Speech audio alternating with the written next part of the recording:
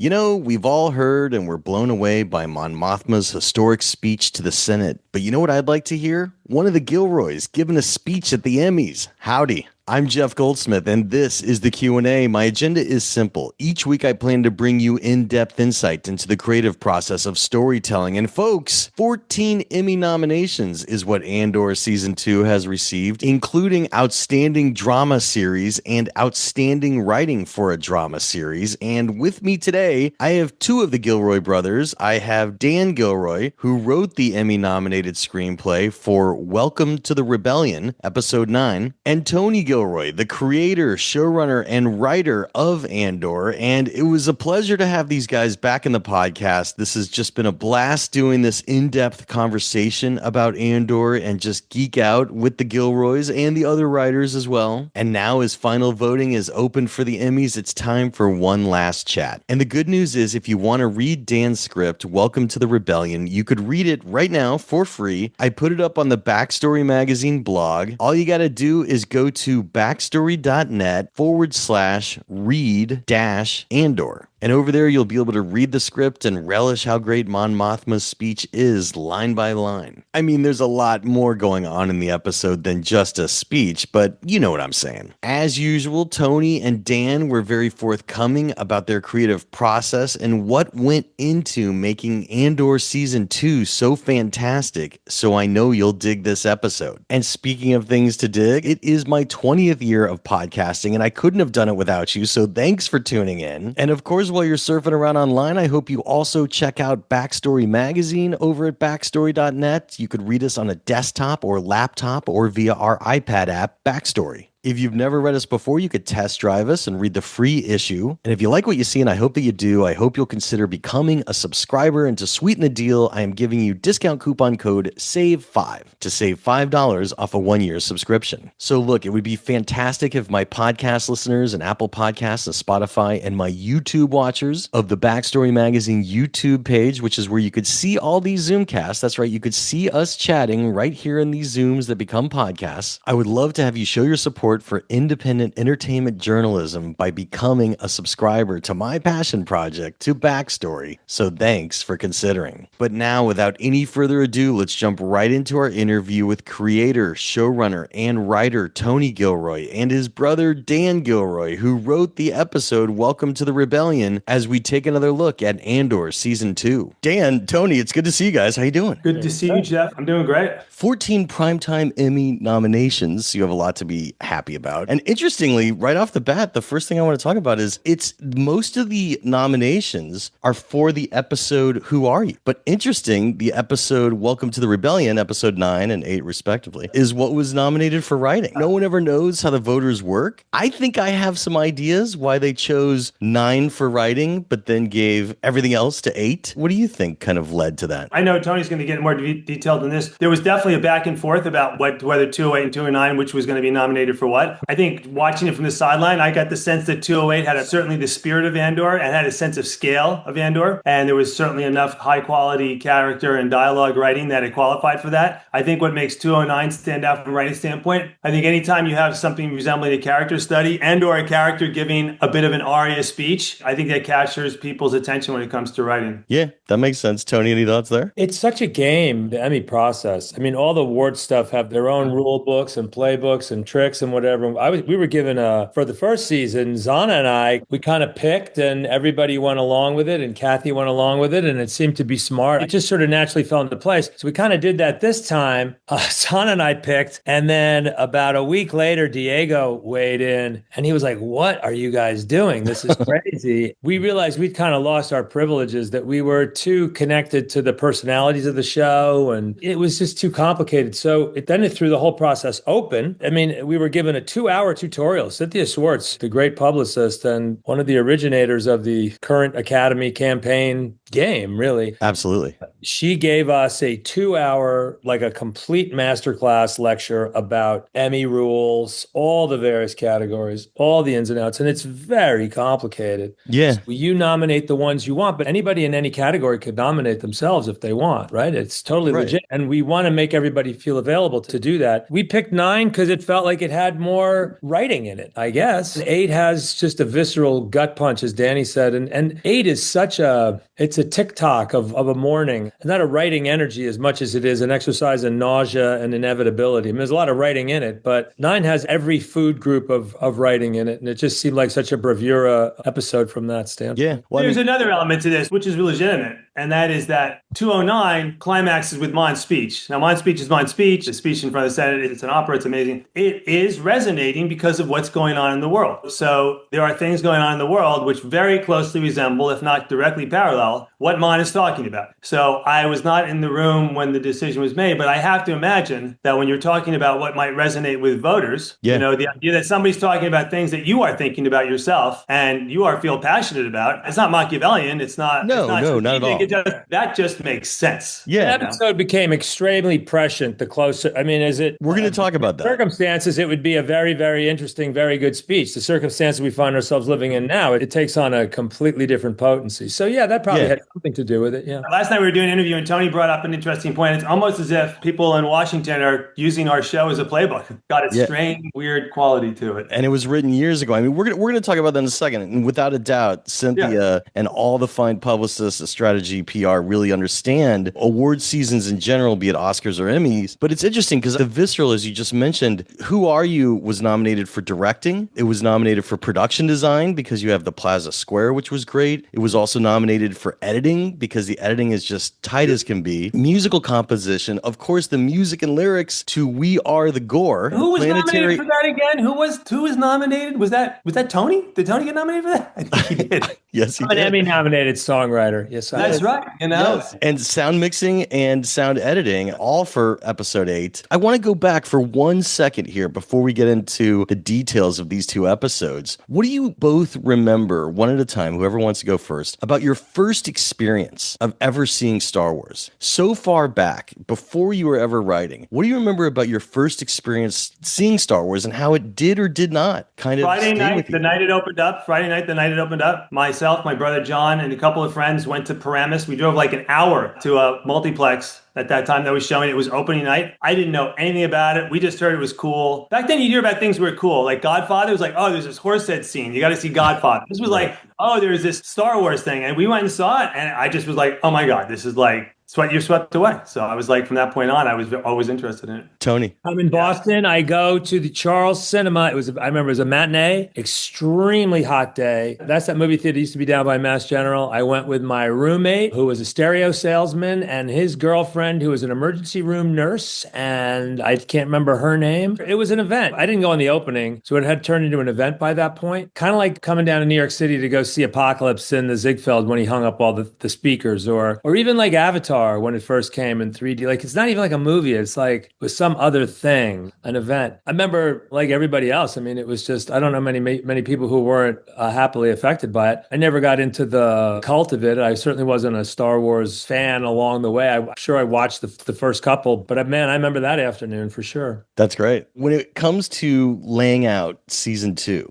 obviously you had ended season 1 with Rick's Road, which has a clash between rebel folks who aren't even officially in the Rebel Alliance yet, but they're rebelling against Imperial forces. And here you decided this is not going to be your finale, but this is going to be an important part of really the show's third act, leading right into it and having a cause and effect. What could you tell us about where you decided to do Who Are You? Because I could have seen it going later. I could have seen it going earlier, but man, it hits just perfectly for the outline of the structure of how this season goes. Gorman is dated on the Star Wars calendar. There's a very specific moment where it happens. There was some controversy about an earlier incident that had been mentioned in a legend of non-canonical material about Tarkin having landed his ship on the plaza and killing people who refused to move out of the way. So that was sort of this little bit of noise that was there. We were told we didn't really have to pay attention to that. We really had to pay attention to the fact that there was this thing called the Gorman Massacre that was undefined. Gorman was undefined, what it was, who was there, but that Mon Mothma gave this speech, and that was her break with the Empire. And in the animated series, which is considered canonical, she escapes. That's the moment she joins the rebellion. So, in building it, we said, okay, well, it has to be here. I have a lot of real estate after that to deal with. I have another 2 years to deal with after that, or a year after that. Right. So there's after that. So it has to fall there. And as Luke and I started to build Gorman and design a culture for it and what kind of world it was, the scale it would be, to be quite honest, the expense of the set, the expense of the investment that we have to make in that means I can't just do a couple episodes there. I have to do, so it's, well, let's do 5 episodes there. Let's roll it over or 5 or 6 episodes, probably at one point. Let's roll it over the block and justify the expense. There's no hard math to it, but I wanted to have characters fall along the way. You want to deal it out judiciously. Cinta goes down in 6, and it was Cyril's shelf life. Not going to last the season. It just felt right. It just felt like the right place to do it. It hit perfectly. Dan, what do you remember about sitting down for writing that episode, knowing that Tony was going to obviously rewrite you, which he did. He's the showrunner. But what do you remember, like, from the room? Who Are You evolved, including things that were ideas that maybe briefly you had that went away, never made it to the finale of that Well, it's episode. funny. I mean, there's things I remember, and then there's things that are real. The things that are real is I'm looking back now over the original outline, the outline that Tony dropped on the table, and there's a lot there. I mean, there's definitely a lot there. However, looking back now, I think what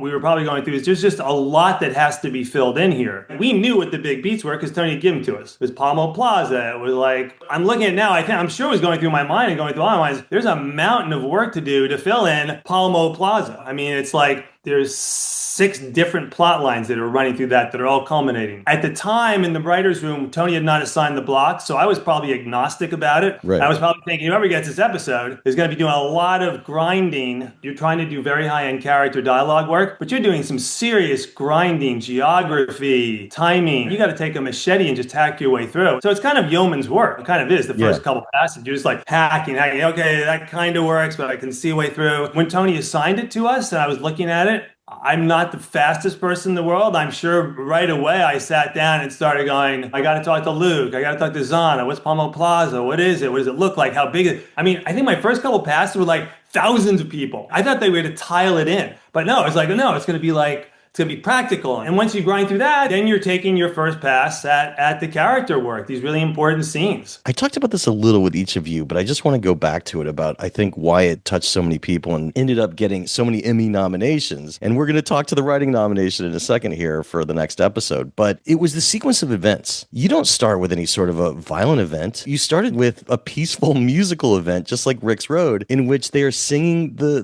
Gorman anthem. And what you show us behind the scenes this time around is the mechanization of how to turn a peaceful protest into something violent from the Empire side, in which we're seeing the sniper who doesn't take aim at a protester who's getting violent. They kill one of their own to give a battle cry to allow the others to open fire. What could you tell us about crafting that? One thing that changed was the structure of the block that Danny had. 8 had to do so many things in its early stages. It had to do the massacre. It had to do K2. It had to get us back to the Senate. It had to do all in that one episode. By extension, the massacre was going to be really reduced in a way to be the first half of the episode. And then the other half of the episode would be dealing with getting K2 up and getting her delivered and back to Yavin. And Danny had an episode 9 that was really all about the KX unit then. We had a horror movie. We've discussed that before. Right. But a whole standalone episode about finding K2. We got rid of that episode. We couldn't afford to do the K2 episode. So it liberated 9. All of a sudden, 9 was a blank canvas again. And it really made it what it always wanted to be, which is that 8 should be that morning, a tick-tock of what happens, and just this general feeling of nausea and disorientation from the very first moment to what is really this inevitable horror show. It's a horror movie where something inevitable is going to happen. Once 8 got its frame, and all it had to do was just deliver the massacre, get Cassian out of town and get the KX unit on the truck. That changed everything. That meant we had more real estate and more air and all the oxygen you want to really do it. And it just tightens everything up, and it just focused the idea of now that we ever considered. And it was my idea in the beginning, we'll do the massacre for the first half and then she'll go to, I don't know how you would have followed the massacre with anything really too substantial afterwards. Yeah, that makes sense. Tony, for a second, just what could you tell us about writing the anthem? It is writing the anthem.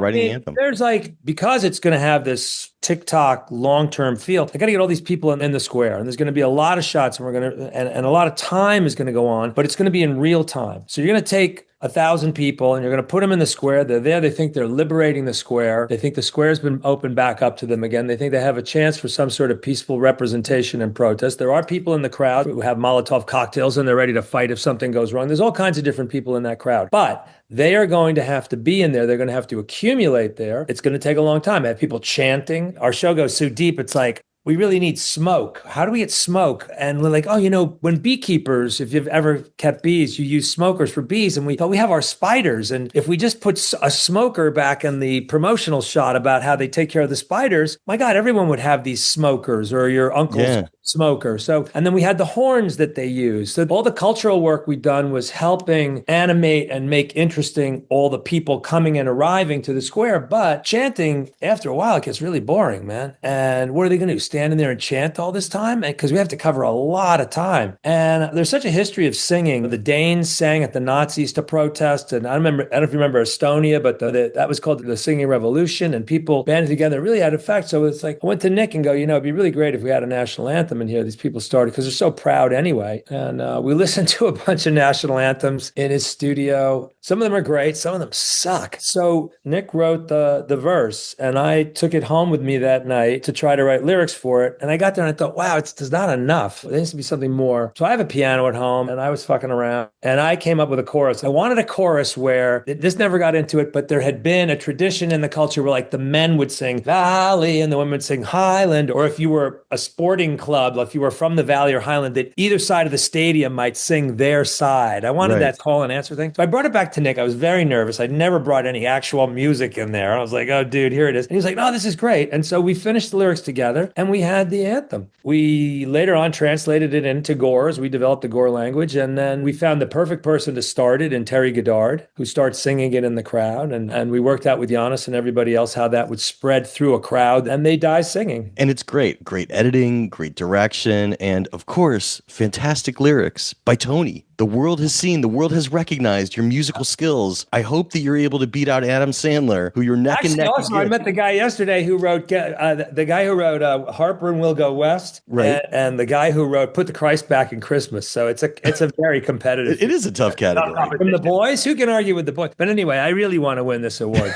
you deserve it. I really want to win it. Anyway, go ahead. It was a very great way to start that scene. But again, what do you remember about the decision to have a sniper kill one of their own? Because that's so nefarious, but it also happens a lot. Danny brought in those raw recruits. Yeah. That squad that comes in was worked out after the writers' room, and we started toying with the idea. That goes to the start of World War II. They engineer an attack on a Polish outpost, and they kill their own men. That's documented. The Third Reich did. I think that's probably where I thought of it. I'm sure Tony thought of it other ways, but I'm sure after I got the episode, I said, Tony, I'm going to bring the squad. They're going to kill their own guy. And Tony goes, yeah, of course they would. You guys wrote this in 2022. Is that right? Season 2 was written in 22. When it's dated, I can't remember. Yeah, okay. That's what my stuff says. Yeah, okay, it might have overlapped a little into 23, but I mean, and the rewrites go on. But the origin, he's got the dates in front of him. He's got the docs. Yeah. Yeah. What really also resonated that is just nefarious, but unfortunately happens a lot, is the act of kettling. And kettling is when there's a peaceful protest and police basically corral people into a small condensed area and then tell them to leave, right? And there's nowhere for them to go. So then they're able to arrest them. They're able to use police brutality against them. That happened here in Los Angeles during the George Floyd riots. It happened all over the country. It's continuing to happen with the ICE riots. And seeing the stormtroopers take it up a notch, in which all the exits are closed and then they walk in and just indiscriminately are killing civilians, was really a nightmare. And I think it's another reason why that episode has resonated so well. Even though you wrote it in 22, on the heels of the George Floyd riots, we're continuing to see peace peaceful protests turn violent, mainly by police agitators, not peaceful agitators The at all. fascist playbook, and use the word fascism, but it's really it's a 20th century word, but it's used as a universal term for authoritarianism, really. This predates any written history, I'm sure, as well. I mean, the false flag is just an absolute technique in warfare and in political manipulation. It's in Suetonius. It's everywhere. There's very little that's new about how oppression takes over and how to rebel against it. The technology changes, the pace of it changes. Even knowing everything we know, it still goes on. Yeah, there's a second component to this, which is critical, and it carries through in this episode. And something I've always been aware of since Nightcrawler: the news, hollow news, the Empire's hollow news. That episode, that starts the episode and it ends the episode. Why? Because it's a critical part of what you just said. It's not just the event that happens, it's how is the event going to be interpreted. So in Nightcrawler, one of the big things that I walked away with, because it's all about news, it didn't really come through, but it was something that registered with me, is we lost the United States any credible news the second that the newsrooms had to make money. The second the newsrooms had to become profitable, that was it.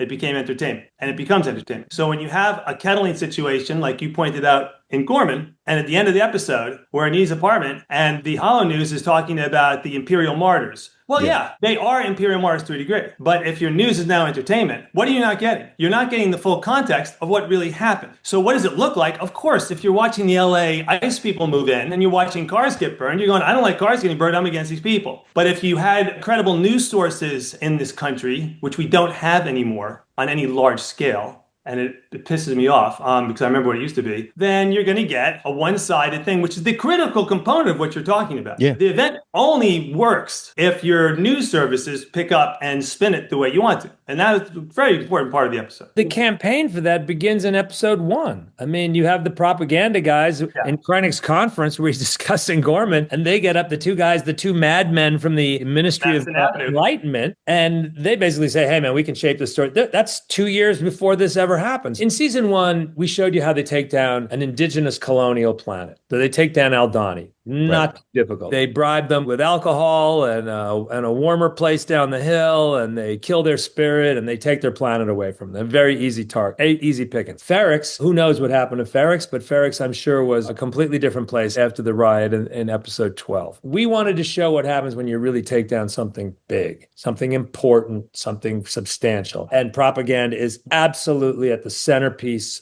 of the takedown. Who's going to control the narrative? Who's going to control that story? In the previous block, Dedra's apocryphal statement to Krennic, what you need to do is design the enemy you want and control them. So let's get these idiots over there doing what we want them to do. And they let them steal guns on purpose. What does she say to Partagas on the phone? There's people out there who may have weapons. And he goes, well, we're hoping they do. The whole thing is just a puppet show that's been run by Partagas and the ISB. Well, going back to what Dan had to say, it's not even just news for entertainment. It's also state-controlled news. Those were reporters that the Empire had put on site to show people what happened that day, fully knowing, not the reporters that knew, but fully knowing what was going to take place and the drama. I'm just this morning watching an analysis of the Fox reporters jumping through hoops and tying themselves into knots and just completely contorting themselves to try to explain how the Trump-Putin summit was a win.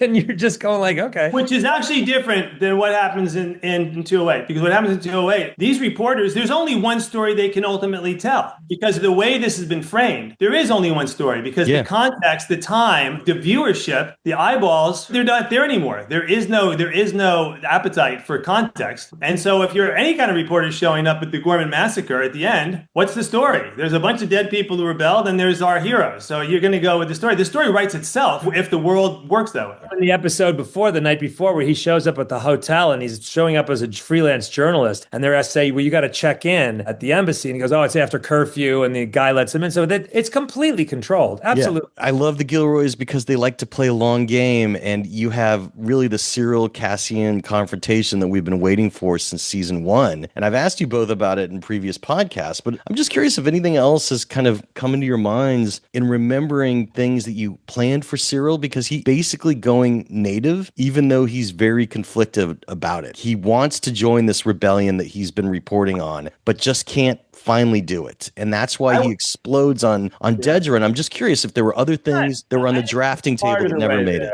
There were, because I'm looking at them. Tell us. The original take leaned more heavily into Cyril feeling to some degree aggrieved for the reasons he is in the show currently, that he didn't know the truth. But the thought of Dedra dangling in front of him the reward of coming through, there's talk here of like getting a certain command that he's pissed off about that. We were leaning a little heavily originally to he's probably more of a believer in what's going on with the Empire and wants to profit from it a little bit more. There's some element of being aggrieved, but obviously, as you know, when you watch the finished episode, the aggrieved, betrayed, lied to, played element is really the most dominant one, which then does set up when he lowers the gun, which is nowhere to be found in anybody's document. That's sort of, I guess that comes when Tony did the rewrite. Because originally Cassian was going to choke him to death. I'm looking at it. Once we got the wardrobe, and once we defined the Gorman culture, and once it got very bougie and sort of Northern European, all of a sudden Cyril seemed really at home there. Like he liked the clothes, and like the clothes were on him. And like over time, we thought he's living here for a year. His infiltration is kind of sweet into the culture. Rylance's daughter is beautiful and friendly, and we could just see him warming up along the way in ways that we hadn't anticipated, that he felt more naturally like he was really part of that place, and you could see how it would appeal to him, and you could see how its destruction would be just absolutely painful to him on top of everything else that was happening. I think he's a romantic. His inner monologue is incredibly romantic. Once we got Kyle Soller on the ground there, we were like, wow, he looks like he's really happy here. We got to be very careful, and we should deal with this. Well, and so Tony, that pause that Dan said wasn't in the documents. Do you remember anything about that? The pause of he lowers his gun before Rylance shoots him? Yeah, I mean,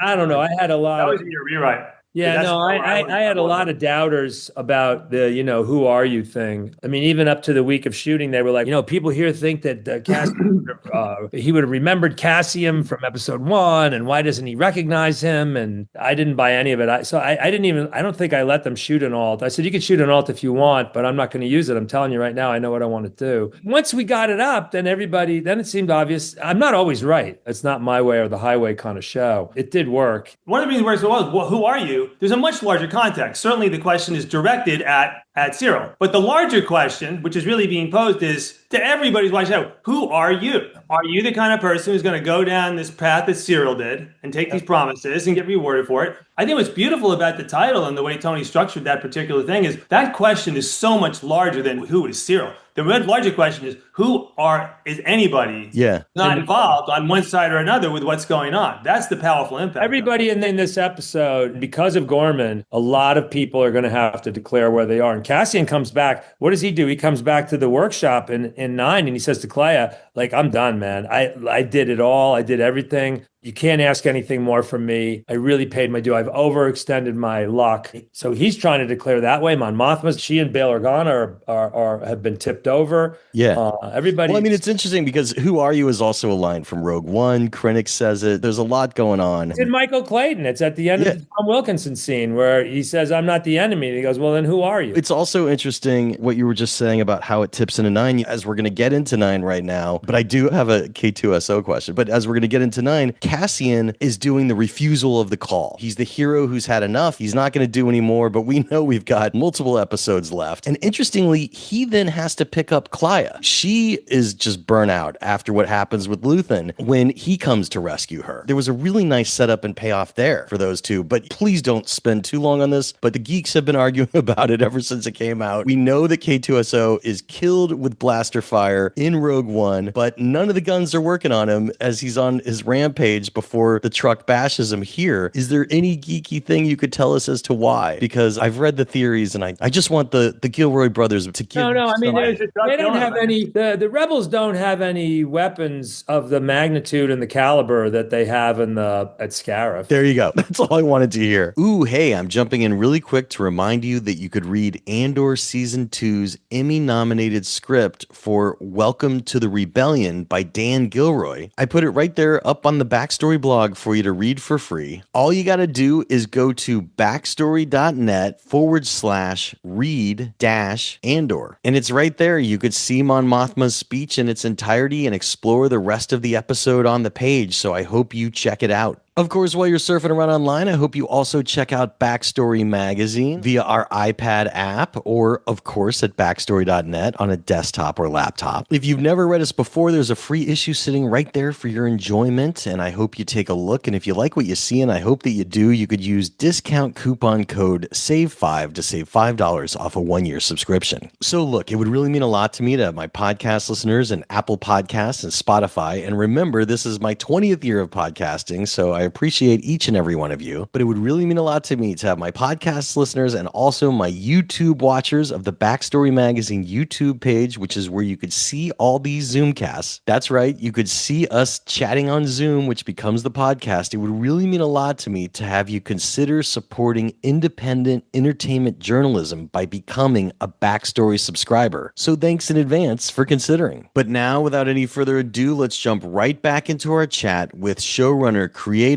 and writer Tony Gilroy and Dan Gilroy, who wrote episode 9's Welcome to the Rebellion script. Well, so we've been over this, but it makes sense because at first I was like, how could writing for Who Are You be shifted to Welcome to the Rebellion when Who Are You is such a visceral episode? But rewatching it, I was like, of course. The only thing that's truly left to do in a democracy is to use the tools of democracy to try your best to alert your fellow citizens and everyone else that fascism is here. And that is the essence of Welcome to the Rebellion, where they are using very real, kudos to you, parliamentary procedure, a point of information to have Mon Mothma deliver her speech. Now, coming in, you guys had that original problem in which we know from the animated series, which is canon, as we said earlier, she gives that speech on the ship, the Ghost. We know that speech, but we don't know what she said in the Senate, which did leave you an out. What could you tell us about the evolution of that? Because Dan, your writing along with Tony was just phenomenal because you didn't even just hold on her in the Senate. You have all the mechanizations of the escape happening simultaneously during her speech, and you're only cutting in for very specific moments. Otherwise, it's heard on loudspeakers, it's heard on earpieces, we miss parts of it. So tell us about crafting that really tense moment in this really important speech. Well, in terms of the carryover from the first episode prior, yeah, you can say there's thousands of people going through a lot on Palmo Plaza. But when you take Mon Mothma at this moment, internally what's going on with her is as dramatic and as kinetic, as visceral as anything that's going on Palmo Plaza. You've just reduced it. The focal point has become one person. So that's the first thing. The second thing is that there was something going on at the time that was relevant when I took my first passes on it, which was Trump was not in power, certainly, so there was no connection in that way. However, what I was very aware of, and I'm sure other people were aware of as well, is that the residue of it, the living fungus of it, was percolating at exponential speed in the U.S. Congress and Senate. So when the opportunity arose, as you said, because of canon, they never showed what happened in the Senate. My first thought was, well, F these motherfuckers,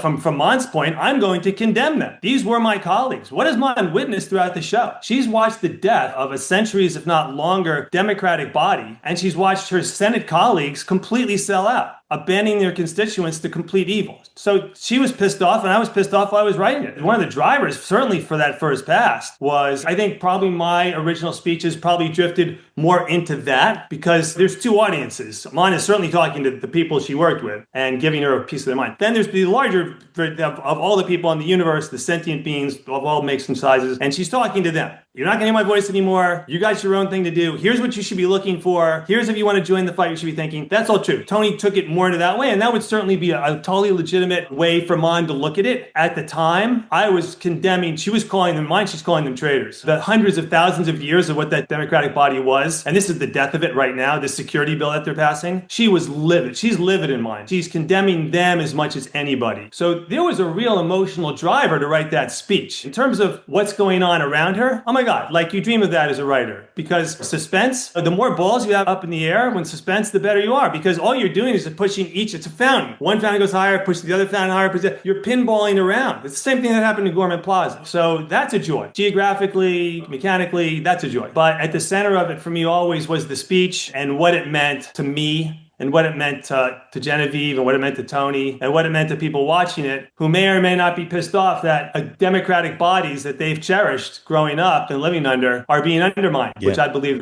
Tony? Danny's hit on the political resonance for all of us of this. But there was a speech. There was some mechanics that were uncomfortable for us. And kind of like what we did with Fest and Canary and Cassian Andor's origin story, which had been retconned by fan fiction or maybe a novelization that I had to deal with in the first season. And so I was like, oh, you know what? His mother had falsified his birth records for other reasons. And that's why the people thought he was from Fest. Our father did a movie called From Noon Till 3, which was a really great little novel. Not such a great movie, but a great idea about an incident that's completely reinterpreted by its public perception, something that's completely a lie. So this is one of those situations where we were like, oh, you know, let's have Cassian save her. Let's corrupt Bail Organa's team, but let's have it be that for publicity purposes, it's really better if she arrives with the Gold Squadron. And that actually fit really nicely into the anti-Luthen side of the story. It fit really well into everybody's using. I mean, it's not just the fascists that are using the narrative. The rebellion is actually learning, hey, you know, it's better to package this story this way. So everybody's doing propaganda. Nobody's exempt. It really helped to have Diego arrive there in Yavin and Draven say to him, hey, she's going to give this big speech. And he goes, I've heard her speak. I heard a speech. I got to go see my wife. So it did multiple things for us. We ran it by Pablo and Lucasfilm, and they were into it. And they were like, oh, that's cool. As long as they were cool with it, then it really worked for us. And going back to what you said about the guys and the pilot this season of the first episode coming up with the propaganda, to your credit, again, you managed to slip it in because sometimes rather than hearing just the speeches, we're getting to that point of the parliamentary procedure being enacted, and you are seeing other senators repeating talking points that we know are Empire talking points almost verbatim in their speeches on the floor. That was just another brilliant little touch of writing there. Well, I wish, like Tony said, I wish we could say we invented it. Unfortunately, it's a tool that's being used much more frequently. I'm going to see even more of it. But it was great writing, and it was really fascinating structure to have them planning the escape while the speech is going on and cross-cutting. It was almost like a bank heist of sorts. We just don't have any other way to do it but the cause and effect and step by step. Right. I mean, go down to the mechanics of writing. The moment you're writing, the moment you step past a real thing to make something happen that you want to have happen, it's like losing your virginity. I mean, it's over. You can never get that back. I mean, Danny and I bring this to everything we do, I think, at this point. The alternative, you learn over time, it just bites you in the ass. There's just no substitute for the serious hard work of what would really happen next? What would I do if I was this person or that person? What is the next thing that needs to happen? Where is this person in the story, in the Senate, on the plaza, on the street? Can they get there? Could they actually walk there that quickly to have this conversation? The physics of it, the behavior of it, it's a rigor, but in the end, it always leads, A, you don't have to go back and fix crap that you whitewashed over. There's a hole in the plot. B, it always ends up giving you something more fundamentally important along the way. You always find out something better along the way. Everybody in our writer's room knows that. Everybody on the show knows that. Danny knows that. Bo knows that. I know it intrinsically. Tom Bissell, I think, learned it,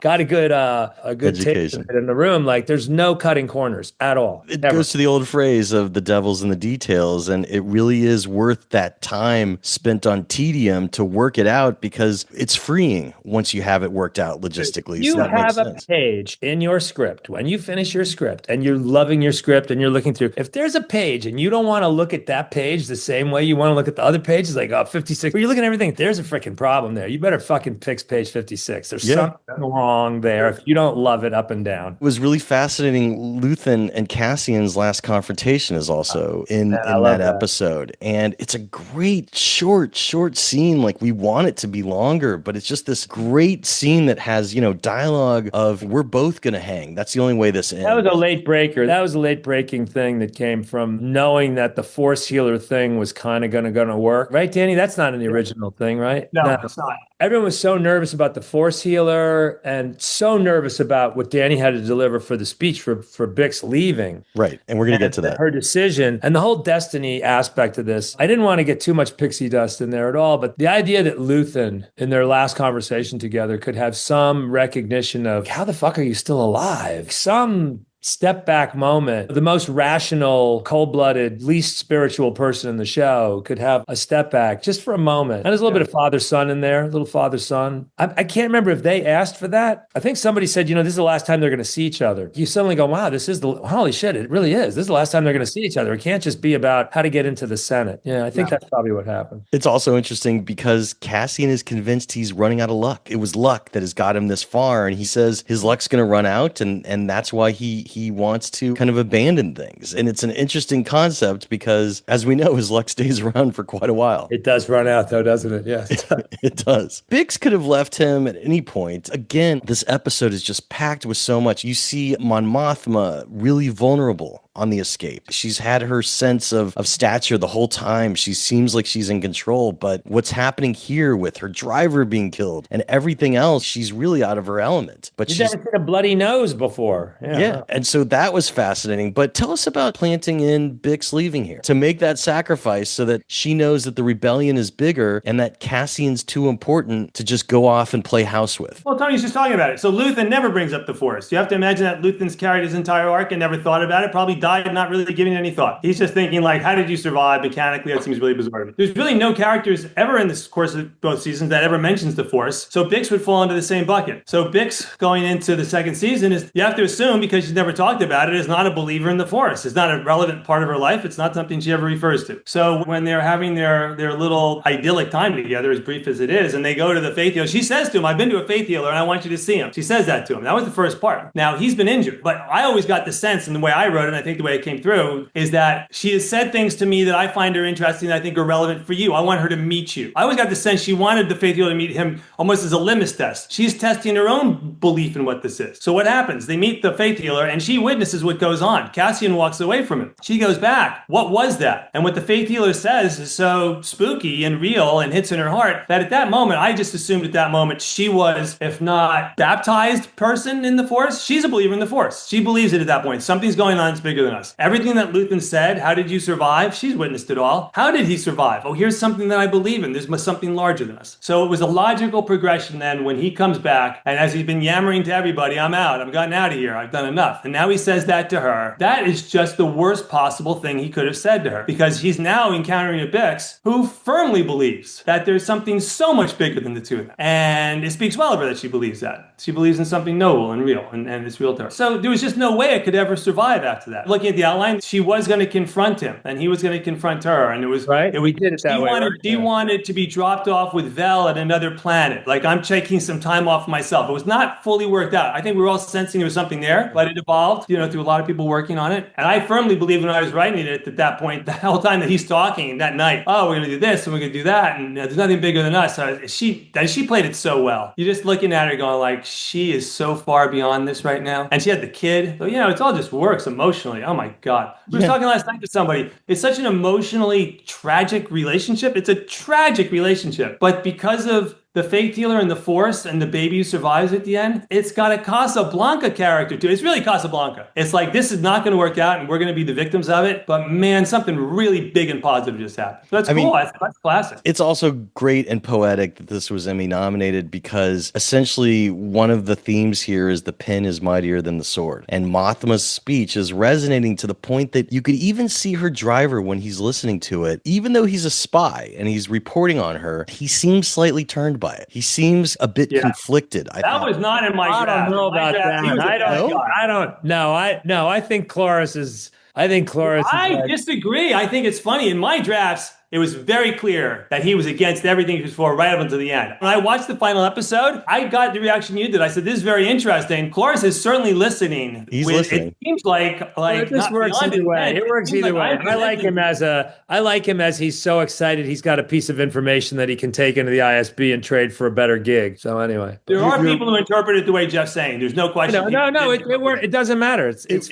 Actually, we're never going to know. We can't ask Cloris. It's an enigma. We have to go with what we'll never know. We'll never know. But that is the genius of it, is that it does work both ways. And again, you have later on Partagas listening to the speech from the first season. Yeah, I love it. So you're seeing how written words resonate. Whereas in Mon Mothma's speech, she's saying that the loudest monster, the one screaming the most, is the most dangerous. She's giving instruction to the universe. She's giving, these are her last words. Be aware of this. Yeah. When truth dies, it's the ultimate evil. This is how it's going to go. It's going to be one guy at the top. I always looked at that. These are instructions. As much as she wants to vent, she is leaving behind not a manual, but like this is how I can distill it to you in the time I have. No, I mean, I remember saying to Genevieve how she feels before she goes out there. And I said, look, there's a scenario under, it could be a last letter. You may die out there. You may die on the walk back in. And this has the potential to be a final speech. I don't think she believes she's going to get out of it. But you always imagine the worst case scenario. That's why it makes it so much even more heroic. She's immolating herself in front of a bunch of people. And everything is dear to her. You have a lot going on. Was there ever any bit of the outline that had them also having Bale escape at the same time? Or was that just no, I mean, I'm going to tell you something. No. That's in Tony's outline. The original outline, Bale does not. There was a lot that was unknown that was shocking to me about Bail Organa's historical relationship with Yavin. And when I found out he had never, ever been there, and then he does go later on, there was some excavating that went on there. And my goal then was to turn him into a hero. The fact that he could stay behind and be the hostage there. I thought that was a really cool, redeeming thing for him. But he's never been to Yavin at this point. Right. Not everybody knew that. The assumption was, if you asked a lot of different people, and even asking people in our nerd core in Pinewood, everyone was like, well, he must have been there.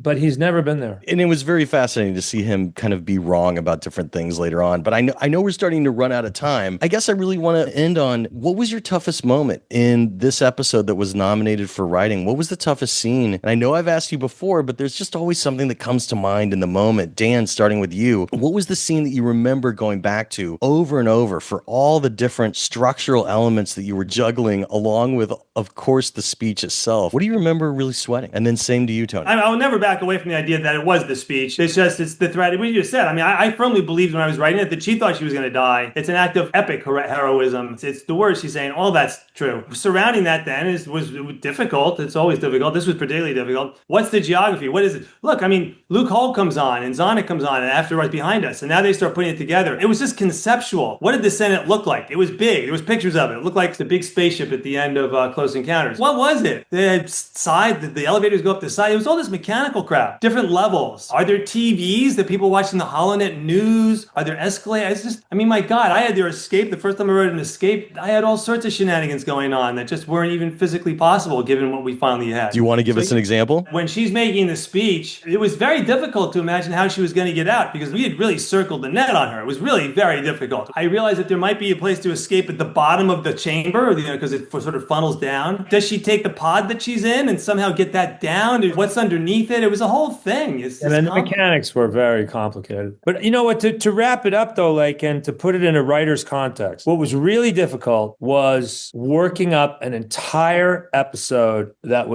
required an incredible amount of work and a deep dive that Danny did, and just completely throwing it away. Gone. Doesn't work. Can't do it. Yeah. Can't do it. And there's no crying in baseball. And the ability to get rid of shit that's not working or is not helping you, that's a pro move. That's the big move. The second thing on the plus side, it'll seem so small for all the difficulty in 9, all the things Danny's talking about. You can't write the action until you build the place, until we do the architecture, until we go to Valencia. Can we actually shoot this? How do the elevators work? All the mechanical stuff. Where are they? Where does Bail Organa's group come in? How long does it take for them to get here? How does the press pool work? All those things. Who's in the ISB? Who's in the ISB crisis room? Oh, it's Legret, and he comes in and he thinks he's going to go home early, but now he has to stay late. Well, that's great. All that shit that you do, going back to the hard work issue before, the very beginning of the show, I said to Luke, I said, when we started to build the safe house that comes in, episode 3, I said, look, man, this safe house, because it's a set, it's expensive a little bit. I want this set to be a character all the way through the show. I want to tell the story of the show through what happens in this apartment. And if you could watch the show and you could see the evolution of the safe house all the way through the whole thing till Clea's final rescue. But when you do that and you put that kind of energy into it and you commit to something like that and you really dig down on it and you really do it, you don't even know all the things that's going to come back and pay you back. Well, holy shit. Now we're there. We've thrown out the episode. We've had to do all this other crap. I got to get Mon Mothma. She's out of the Senate. They've killed Cloris. I got to get back with Wilmon's got to get someplace. Holy shit. I have the safe house.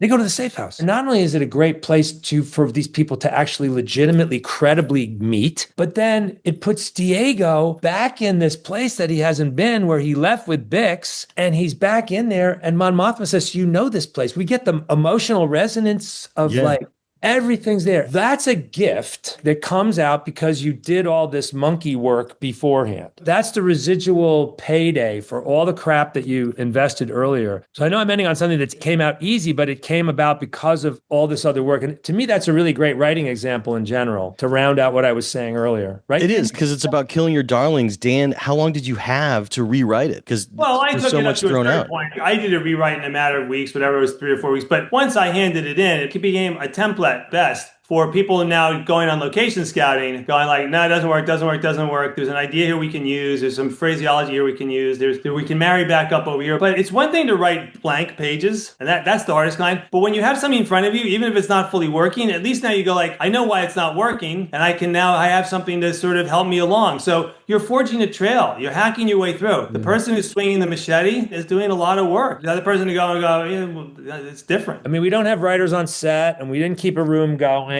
We did it the way we did it. But the other advantage is that when I started the show in the beginning and just was in a complete panic, I was like, what am I going to do? Who's going to help me write this? I don't have time to read any more bad writing samples or meet any more people, man. I'm in a crisis. I need a parachute. I'm getting Dan and Bo. Maybe we can afford to hire them for a little bit of time to do the thing. Well, I could pick up the phone. They're involved all the way up and down the line. They want to see everything that's going on and what's happening. You're talking to everybody all the way through. So even if they don't have their pencils up, or even if they're on some other, the third other project that they're on afterwards, you're like, can you give me 15 minutes? Can I run this by you? Can you look at this? Can you think about this? You got a better idea for this? It's a teamwork thing there. And that's what's so amazing is, Tony, you were able to do the alley-oop. You were able to rewrite Dan as needed, and you were able to go back and reach out to Dan as needed, and it's wonderful. I'm really glad you guys were recognized for your writing for Andor with an Emmy nomination, and I'm really glad that you have 14 nominations to boot. So again, congrats on season 2, and thanks so much for your time. Thank you, man. Tony, thanks a lot. Man, you have done a serious deep dive on this